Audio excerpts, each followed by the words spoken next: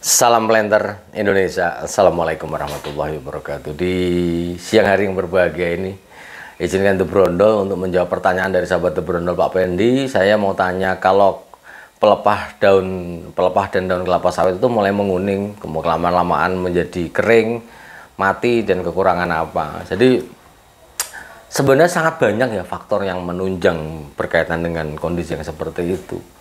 Yang pertama, kemungkinan yang besar adalah bahwa adanya faktor pembatas hidup juga akan menyebabkan bisa seperti itu. Mungkin ini kita akan kemungkinan yang terjadi ya, karena bahwa kondisi yang diceritakan Mas kemudian menguning lama-lama kok bisa mati, itu banyak banget Mas penyebabnya. Hampir beberapa gejala ya seperti itu gitu. Jadi yang pertama adalah mungkin faktor pembatasnya. Pada daerah-daerah yang berpasir dengan kondisi tekstur pasirnya ataupun partikel pasirnya sangat besar sekali, dengan adanya kondisi tanaman dehidrasi yang terparah juga bisa sampai ke level mati juga bisa, apalagi dia bekas galian tambang Mas. Ini juga akan menjadi masalah yang besar. Kemudian yang kedua adalah kondisi yang berair Mas. Kondisi yang berair, lahan yang berair, kemungkinan besar bahwa tanaman tidak mampu bernafas. Akarnya memang tidak mampu bernafas di dalam media yang penuh dengan air, maka lama-lama mesti akan mengering juga pelepahnya. Kondisi melepah yang mengering ini jika dibiarkan terlalu lama ya juga pasti akan bisa menyebabkan sampai taraf kematian dari pohon itu sendiri. Sehingga ketika kita ngomongin pelepah mengering ini banyak faktornya ya. Jadi kalau yang kedua adalah bicara tentang faktor pembatasnya adalah air ataupun dalam kondisi medianya yang terendam. Sehingga ini bukan solusinya, bukan masalah pupuk, berapa banyak pupuk yang diberikan dan sebagainya. Karena masalahnya adalah faktor pembatasnya. Jadi yang 1 dan 2 adalah faktor pembatas yang mungkin terjadi ketika daunnya itu adalah mengering. Kemudian yang selanjutnya adalah bicara tentang kekurangan unsur hara.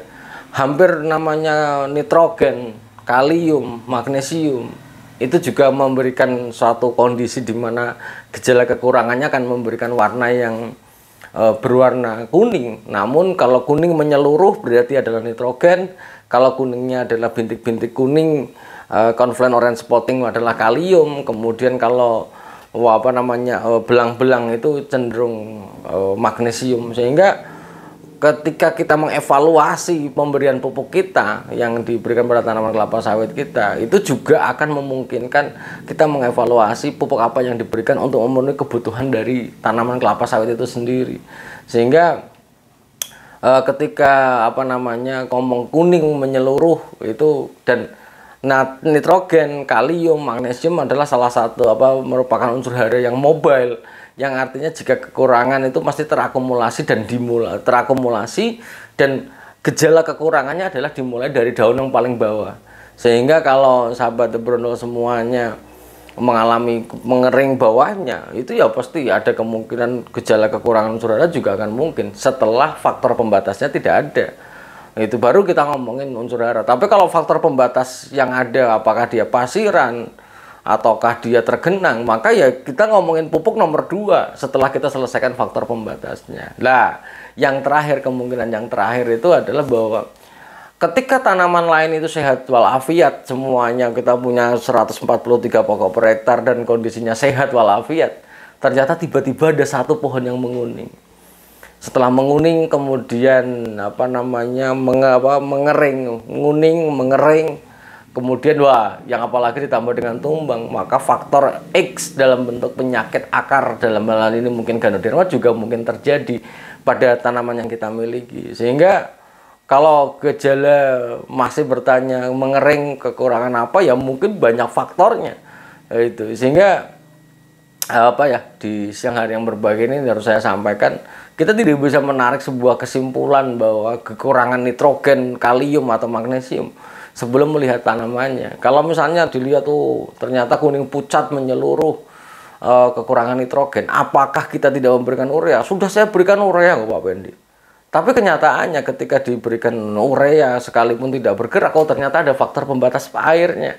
Kalau faktor pembatas air itu harus terselesaikan dulu, dan selalu disampaikan kepada sahabat entrepreneur semuanya, yang namanya kelapa sawit adalah butuh air dalam jumlah cukup banyak, namun tidak bisa berada pada media yang tergenang ini yang harus kita catat bareng-bareng seperti itu.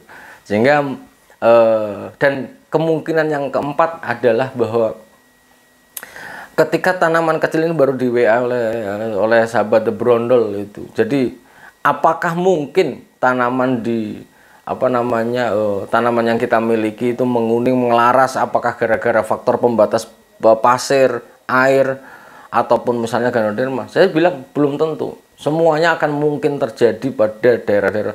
Misalnya faktor keempatnya itu adalah kesalahan kita. Sahabat entrepreneur semuanya, memupuk kelapa sawit ada dosis aturan yang harus kita pahami bareng-bareng. Ketika kita memupuk, apalagi pada pohon terakhir, kemudian jumlah pupuknya masih banyak, kemudian kita bruk gitu. Keracunan pupuk dengan jumlah ataupun overdosis pupuk juga bisa menyebabkan kondisi menguning, mengering, dan mati juga bisa. Karena apa? Apalagi pupuk-pupuk yang bersenyawa garam dengan jumlah misalnya urea sampai karena mungkin pengawasan kurang, ureanya sampai 5 kg, kondisinya agak becek, artinya bahwa masih ada ada genangan-genangan air sedikit yang ketika kita pupuk wah, lama-lama bahwa perakaran akan pecah itu. Perakaran akan pecah karena tertarik larutan urea yang terlalu kental di daerah perakarannya juga sangat mungkin terjadi.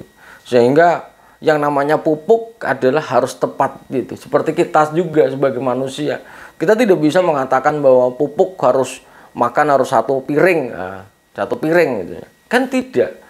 Kita juga harus melihat kondisinya. Kalau kita lapar banget ya mungkin 1,5 piring dengan kondisi pelan-pelan nanti akan masuk dan kita akan tidak lapar lagi. Tapi apa yang terjadi ketika 2 piring langsung dimasukkan ke dalam mulut kita juga akan menjadi overdosis.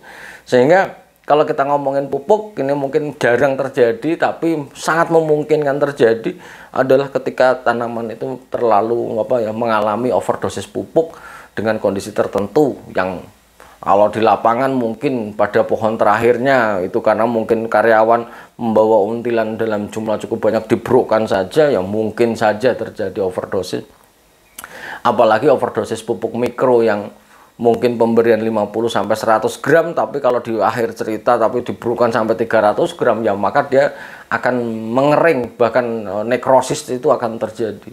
Sehingga sekali lagi sahabat The Brondol, kalau kita menjawab pertanyaan ini adalah sangat kompleks sekali penyebabnya, sangat tergantung. Ya, jadi benang merahnya apakah dia memang ada faktor pembatas lahan pasiran yang ada kondisi jumlah tekstur pasir yang banyak, apakah dia yang kedua adalah kondisinya tergenang atau air tanahnya dangkal juga memungkinkan kondisi seperti ini. Yang ketiga adalah kekurangan unsur hara.